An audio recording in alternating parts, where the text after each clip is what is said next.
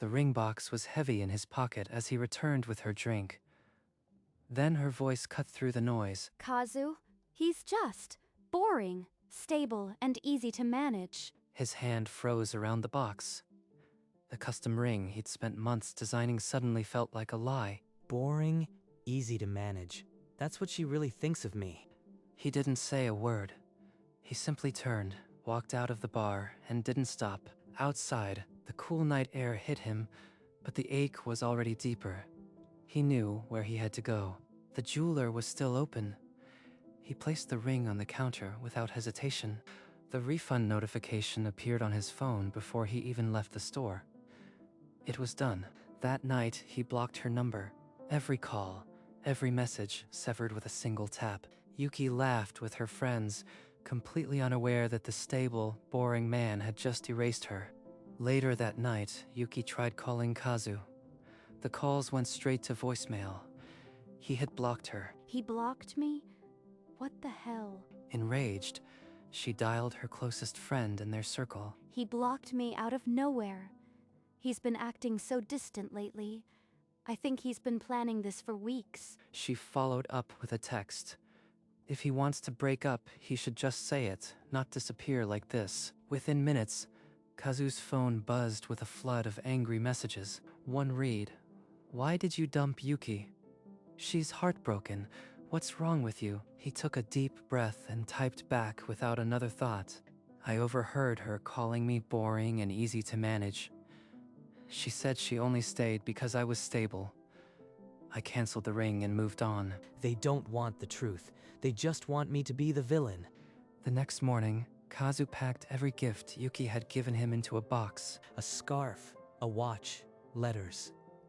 All reminders of a performance I never signed up for. As he sealed the box, his phone buzzed. A mutual friend was pleading Yuki's case. "She's miserable, Kazu. She didn't mean it. Can't you just forgive her?" He read it, silenced the phone, and taped the box shut. No reply necessary. He mailed the box that afternoon, then returned to an empty apartment. Sitting on his couch, he stared at the crumpled ring design, the only thing he kept. I'd rather be alone than be settled for. She never saw the real me. That evening, a friend messaged Haruka. Kazu overheard Yuki call him boring and easy to manage. He canceled the ring and cut all contact. Haruka read the words 3 times. Her heart raced. A resolve she'd buried for 2 years was awakening. Later that night, Haruka sat on her bed, scrolling through old photos until she found one. A group picture, but her eyes were only on Kazu. 2 years. And I've never let myself look at this.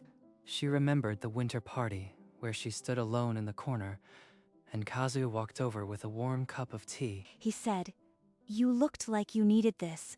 Not one other person noticed. The memory made Yuki's words feel like a slap.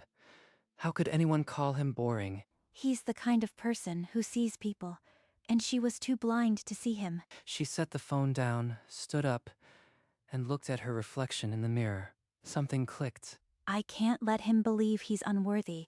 I have to tell him. She opened her drawer and took out a small velvet box. Inside was a simple gold ring, her mother's, saved for a moment like this. I'll go to him tomorrow. I'll show him he's not boring. He's everything. By morning, Yuki had spun a new story. Kazu was emotionally distant and controlling, not just boring. One message read, "I never knew he was like that. She told me he made her feel guilty for going out with friends." Kazu stared at the chat. A dozen mutual friends had all taken her side without a single question. They didn't even ask me. They just accepted it. He put the phone down and sank into the couch, the weight of isolation pressing in. Memories surfaced. Times she'd laughed at his hobbies, rolled her eyes at his quiet evenings. Maybe she was right. I am boring. I never went to clubs or did anything exciting. He had never felt more invisible. Even now, I am doubting myself. Is this who I really am? The silence in the apartment answered him. He was alone. While Kazu sat alone, Haruka was on the other side of town, remembering. He always saw me when Yuki didn't. Not just that party. every single time.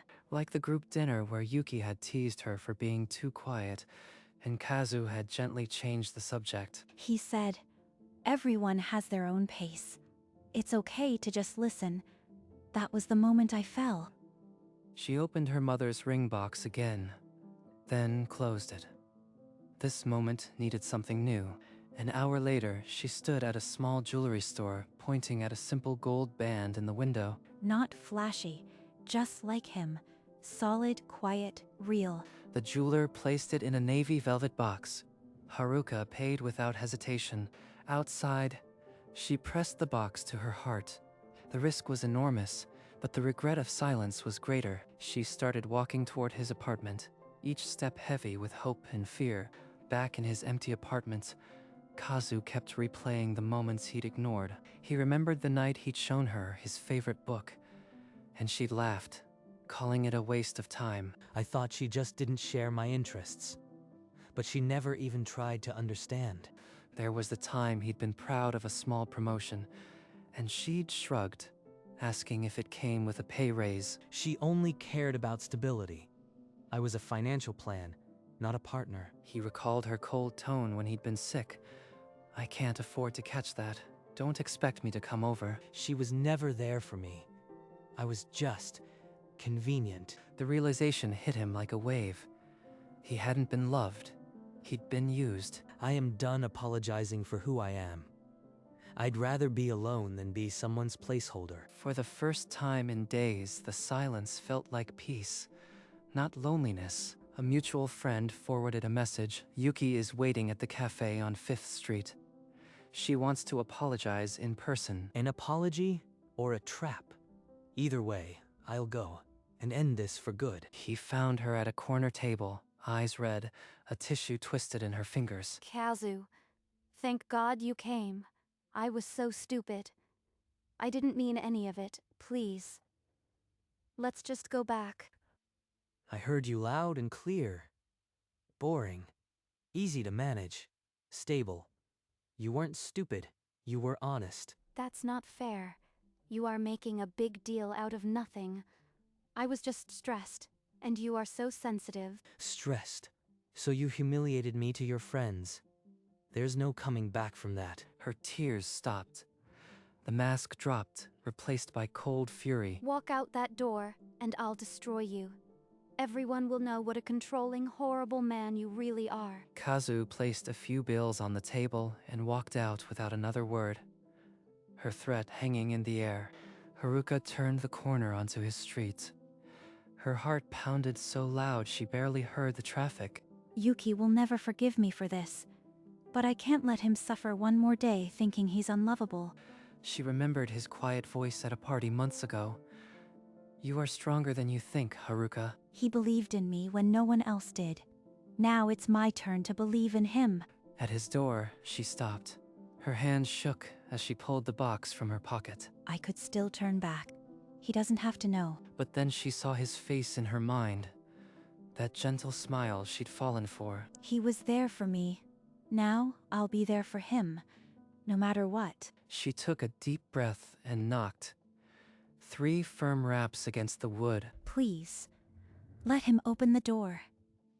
Let me be enough. The door swung open. Kazu stood there, his eyes widening at the sight of Haruka. Haruka, I didn't expect you. Is something wrong?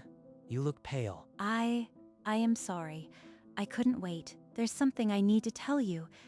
It's important. He noticed her trembling hands and the nervous energy in her eyes. Come in, please. Sit down. Let me make you some tea. You are shaking. No tea. I can't sit down. Not until I say this. She stood in the entryway, refusing to move, as if sitting would break her resolve. Kazu, I've been holding this in for 2 years. I need you to hear me. This is it. No turning back now. She felt the cool velvet of the box press against her palm, and she took a breath. I've loved you for 2 years, Kazu. Every time you smiled at me, every time you were kind. I couldn't speak. You were with her. I thought I had no right. But when I heard what Yuki said, that you were boring, easy to manage, I couldn't stay silent. You are the most genuine person I know. She reached into her pocket, pulled out a navy velvet box, and knelt down. I know this is insane. We're not even dating. But I can't imagine my life without you. Will you marry me instead? Haruka. She loves me. All this time? Tears spilled down his cheeks. He had been called boring, but this woman was down on one knee, offering him everything. You really mean that? After everything? I've never been more serious. Please, Kazu, let me show you how much you are worth. Yes.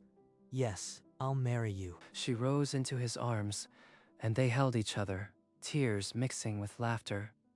In that moment, the word boring lost all its power. They sank onto the couch, the navy velvet box sitting shut on the coffee table between them. Remember the company picnic?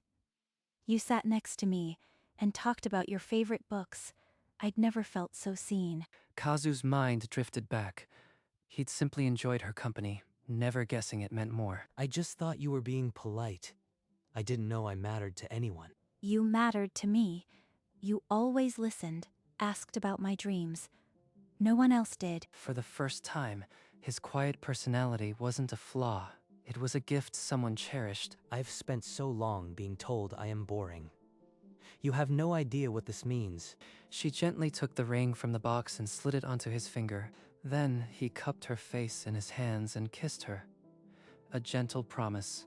When they finally parted, the silence was comfortable.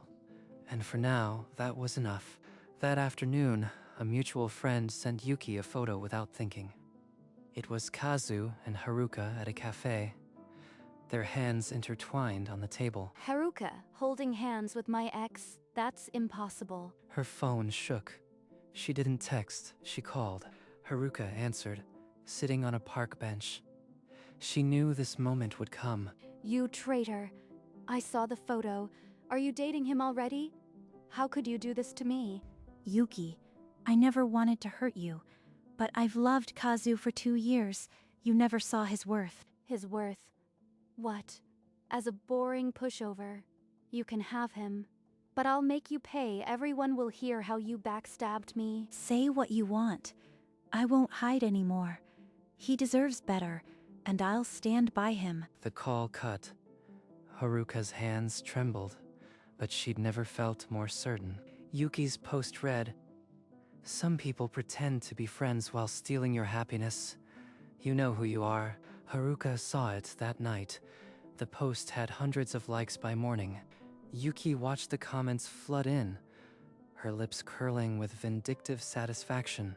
An anonymous message then hit Haruka's phone. "Homewrecker, everyone knows now." Haruka, you are pale. What's happening? Yuki is spreading lies. My coworkers won't look at me. I'm scared, Kazu. He glanced at the ring on his finger. The promise he'd made now felt like a vow to fight. I'll find a way to stop her. I promise you, she won't get away with this. Later, she sat alone, holding the empty ring box, a fragile hope in her trembling hands. When she broke down again, he was there. He held her, her tears soaking his shirt, his mind already racing for a solution. Kazu helped her to the couch, still holding her. Then, like a spark, he remembered. Haruka, the night at the bar, I was in such shock. My phone was recording. I have her words. You recorded her? After all this, you had proof? He fumbled for his phone, unlocking it with trembling hands. The voice memo app still held that single file from the worst night of his life. He pressed play. Yuki's cruel laugh echoed through the room. "Kazu, he's just boring, stable, and easy to manage." That's exactly what I heard. She didn't even deny it. Everyone needs to hear this.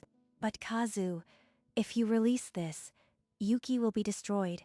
Are you ready for that? She tried to ruin us. I am done hiding. We'll release it to the group chat tomorrow. They sat in the dim light, the recording now a weapon. The night felt charged with finality. He looked at the gold band on his finger. For the first time, he had something worth fighting for. The next evening, Kazu sent a single message to Yuki. "Park, 6 p.m., final chance." She was already waiting. I am only here once. Stop all your lies about Haruka. Stop the posts, the calls, or done. Or what? You have nothing. It's your pathetic word against mine. Who will believe a boring nobody? Kazu didn't answer with words. He pulled out his phone, the screen already on the voice memo app. You wanted proof? Here is proof. Your own voice, the night you called me boring and easy to manage. He pressed play. Her own recorded laughter cut through the quiet park. Kazu, he's just boring, stable, and easy to manage. You recorded me? Give me that. He jerked the phone out of reach, holding it high. There was no satisfaction in his voice, only finality. It's too late. The audio is already in the group chat. Everyone knows the truth now, Yuki. Number everything I built. My reputation. Gone. All because of that boring man. Within 10 minutes, the group chat erupted. Messages piled on top of each other, faster than anyone could read. A message appeared.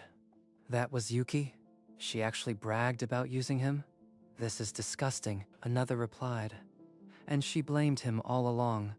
I can't believe we fell for her lies.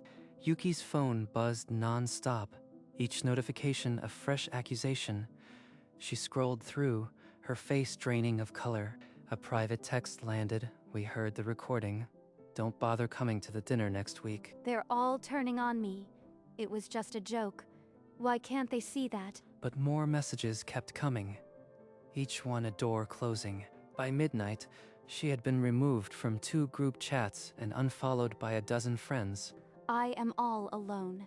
The boring man won, and I am the one nobody wants. The truth had spread faster than any lie she'd ever told. 2 days later, Yuki spotted Kazu and Haruka leaving a cafe together, hands intertwined. Desperation drove her forward. Kazu, please wait. I was stupid, I know. Please just listen to me. There's nothing left to say. You made your choice, and I made mine. It's her fault. She stole you while I was confused. Haruka, you backstabbing. Enough. Haruka did nothing but show me what real love is. I've never been happier. We're done, forever. Haruka didn't speak, but her hand squeezed his gently. She had nothing to prove to a liar. Please don't leave me. I have no one left. I'll change. I swear. Kazu looked at her, then at the woman beside him, who had chosen him at his lowest. Without another word, they turned and walked away. Yuki stayed on the pavement, sobbing, as the last person who might have saved her disappeared around the corner. The one she had called boring had walked away with everything Yuki never deserved. That evening, a small group of friends gathered in a private room. A banner read "Congratulations." No one was quite sure who it was for yet. An old friend stood and cleared his throat. We misjudged you, Kazu, and we're sorry. Welcome back. Thank you. That means more than you know. Haruka squeezed his hand, then stood. We actually have more news. I asked Kazu to marry me, and he said yes. The room erupted into cheers and applause. Someone shouted, "About time someone saw his worth." Glasses clinked all around. Kazu and Haruka were pulled into hugs, laughter filling every corner. I spent so long trying to be enough for someone who never cared. Now I am with people who see me. They stayed until late, trading stories. For the first time in his life, Kazu felt completely, undeniably boring, and absolutely loved for it. The word that once broke him had become a badge of honor. After the party, they walked through the moonlit park. The city noise a distant hum. You know, when I canceled that first ring, I thought I'd never want to buy another one. He stopped under a lamppost and reached into his pocket. I had a new one made. Not custom, not flashy. Just a simple band, like the one you gave me. He knelt on the grass, mirroring the night she'd changed his life. Haruka, you saw me when no one else did. Will you let me spend the rest of my life proving I see you too? I already said yes, remember? But yes, 1,000 times, yes. He slipped the ring onto her finger. Then she did the same for him. 2 simple bands, one quiet promise. They didn't need a crowd or an expensive ring or a grand speech. They had each other, and finally, that was everything. On her finger, the small gold band caught the light, a circle without end, like the one who had finally been seen. Weeks later, a quiet evening, Haruka stirred a pot in the kitchen, and Kazu wrapped his arms around her from behind.